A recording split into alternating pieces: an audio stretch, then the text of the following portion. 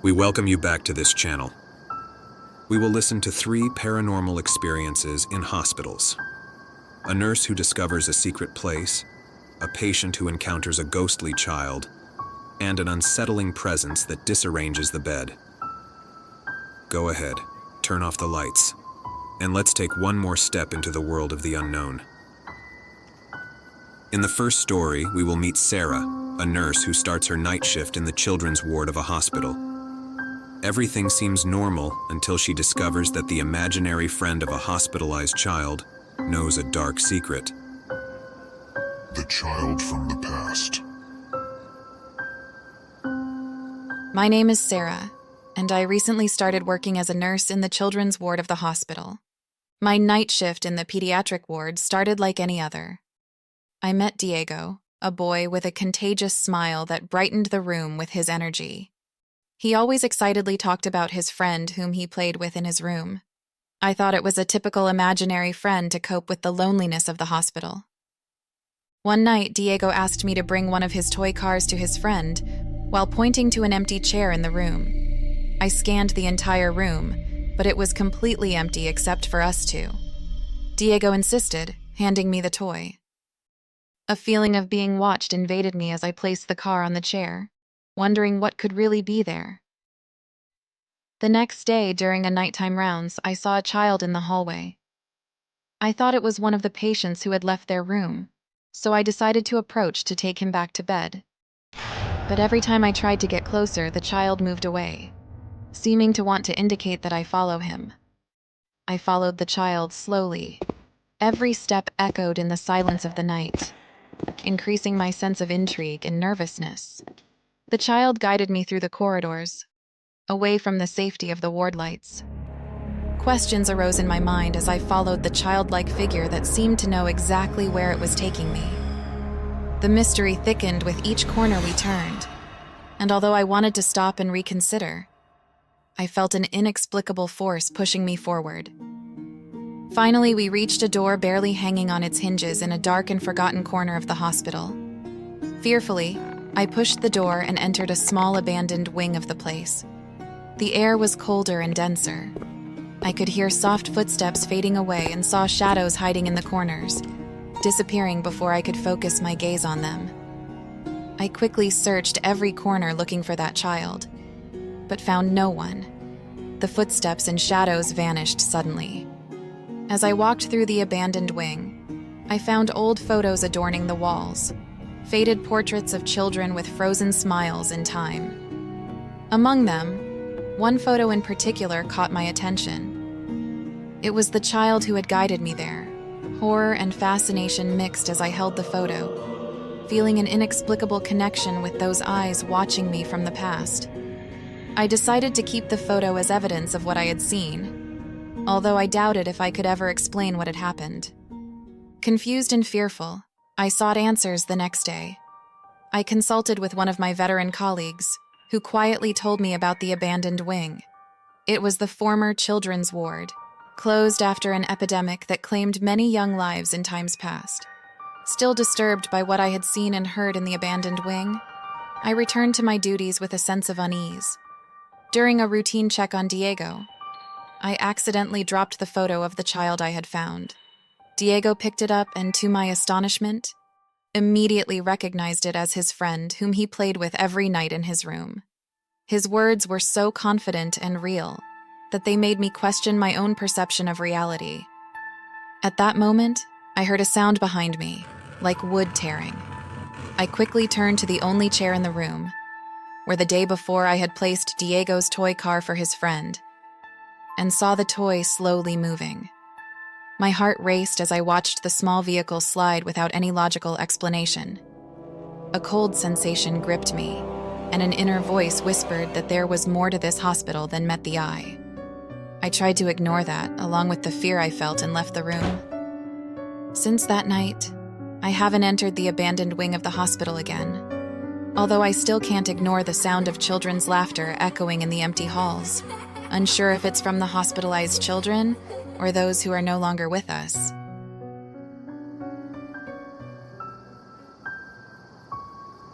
In the second story, You will hear Javier's account of encountering a child who moves his bed. What begins as a strange event turns into a supernatural experience when a roommate confirms the impossible. The child in the hospital. My name is Javier, and not long ago, I was hospitalized for a few days due to an illness. It was an experience that left me marked in a way I never would have imagined. I was assigned to a double room, and my roommate was a boy about my age, although we didn't talk much. The first few nights passed normally, but everything changed one particular night. I remember it was close to midnight when my bed started shaking. At first, I thought it was an earthquake or some external vibration, but soon I realized the movement was more localized. I woke up confused and a little scared, only to find a pale, thin boy leaning at the foot of my bed, holding it and shaking it forcefully. He had an almost ethereal appearance. Not fully awake and wanting to go back to sleep, I asked him to stop. I tried to go back to sleep, but the bed shook even harder, with a force no child could possess. I sat up to get the boy's attention, but to my surprise, he was no longer there. I looked around the room, but there was no one. It seemed odd, as I hadn't heard the door open or close. I thought it might have been my imagination and decided to ignore it. I lay back down and eventually fell asleep. The next day, during the morning rounds, I told one of the nurses what had happened. She looked at me with a mix of concern and skepticism and told me it wasn't possible, as there were no children on that floor of the hospital. I described the boy as very thin and pale, but the nurse insisted there were no children in that area of the hospital. Later, when my roommate heard the story, his reaction chilled me. He confessed that he had also seen the boy, even watching him walk past the window in the room facing the street. The curious and terrifying thing about his story is that we were on the 7th floor, and there was no ledge outside the window for anyone to walk on. It was physically impossible. Intrigued and a little scared, I called my mother and told her what had happened. My mother, being very superstitious, decided to bring me a handful of candies to the hospital. She suggested I leave them on the nightstand so that, according to her, the boy wouldn't bother me. I decided to follow her advice, although I wasn't sure how candies could solve the problem. The next morning, I discovered that some of the candies had disappeared from the nightstand. This left me perplexed. There was no logical explanation for those candies to have vanished. Could it be that the ghost boy was really interacting with us? A few days later, I was discharged. I decided to spend a few days at my parents' house to fully recover. The night before returning home, I woke up suddenly and had the impression of seeing that boy again in the corner of the room. I wasn't sure if it was a dream or a hallucination caused by exhaustion. I closed my eyes and tried to ignore it, falling back asleep. The next morning, I discovered something that left me completely baffled. There were some candies on my nightstand, the same candies that had disappeared from the hospital. I asked my mother if she knew anything about it, but she had no idea how they got there. She only mentioned that she had the impression of hearing small steps during the night, but she thought it was her imagination. Eventually, I returned home, but the experience left me with an insatiable curiosity about who that boy was. I am intrigued by the story and have considered going back to the hospital to investigate if a child died in that room at some point. Despite everything, I haven't seen the boy again, but the memory of those unsettling days and nights still haunts me, leaving me with more questions than answers. I still think about those moments, trying to find a logical or supernatural explanation for what happened. Was it really a ghost boy seeking attention? Or perhaps my mind, affected by illness and the hospital environment, played a trick on me? I don't know. All I know is that the experience changed me, and every time I pass by a hospital, I can't help but remember those unsettling days and nights.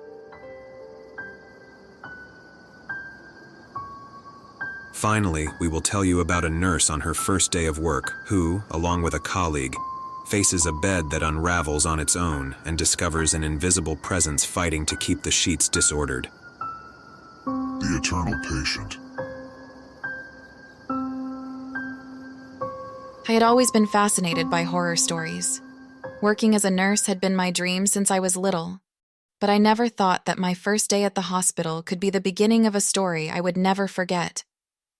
I arrived at the hospital with a lot of excitement and a bit of nervousness. The first person to welcome me was Carla, a nurse with several years of experience. She showed me around the facilities and explained my first tasks. I had to tidy up room 204 and make the bed for the next patient. Room 204 was in a corner of the hallway. Upon entering, I noticed that it was a bit messy, but there was nothing out of the ordinary. I cleaned the place, made the bed, and left everything in order before leaving. I continued with my tasks, but after about an hour, Carla asked me to go to room 204 to check the bed. I was sure I had made it, but I decided not to argue and went back to the room. To my surprise, the bed was completely unmade. I told myself that maybe I hadn't made it properly, trying to find a logical explanation. I remade the bed and made sure to leave it immaculate. However, something in the room's atmosphere made me feel uneasy. I quickly left and continued with my rounds. A few minutes passed and I was asked again to check room 204. My heart started to beat faster as I approached, and indeed, the bed was once again unmade. This couldn't be happening. I felt a chill run down my spine, and this time, I decided not to make the bed alone. Instead, I went to find Carla to tell her what was happening. Carla was just as puzzled as I was, and decided to accompany me to room 204. Together, we entered and saw the bed unmade again. We decided it would be best to remake it together.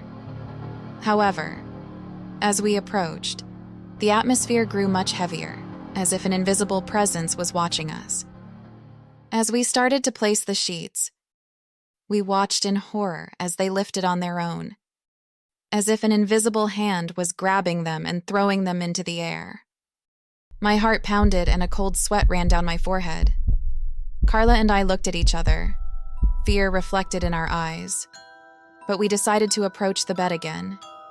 Trying to find a logical explanation, we began to place the sheets with determination, although our hands trembled uncontrollably. Suddenly, we felt resistance. It was as if an unknown force was fighting against us, pushing the sheets up every time we tried to place them. I felt a chill run through my body as I realized we were not alone in that room. It was an invisible and terrifying struggle. Despite our fear, we continued to wrestle with the sheets, trying to keep them in place.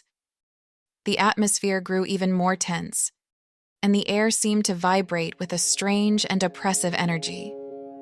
Suddenly, Carla was pushed forcefully and fell to the ground. She screamed, saying she clearly felt someone pushing her from the bed. Terror took over us. My legs were shaking and my heart was pounding wildly. Without a second thought, we both ran out of the room, our breaths rapid and ragged as we headed to the nurse's station to report what had happened. When we reviewed the camera footage of room 204, we clearly saw the bed unmake itself. But the most terrifying part was seeing a blurry silhouette lying on the bed, moving uncomfortably before throwing off the sheets.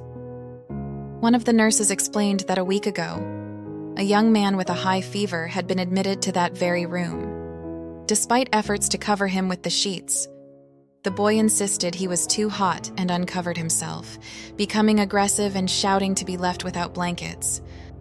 Unfortunately, he died due to the uncontrollable fever. We decided that the best course of action would be to perform a spiritual cleansing of room 204. We called a priest who performed a blessing and cleansing of the place. After this, things seemed to calm down. The bed in room 204 no longer unmade itself and the hospital regained its tranquility. However, the incident left an indelible mark on our lives. Since then, whenever I see an unmade bed, I can't help but remember that first day at the hospital and the mysterious force that showed us that sometimes the past refuses to rest in peace.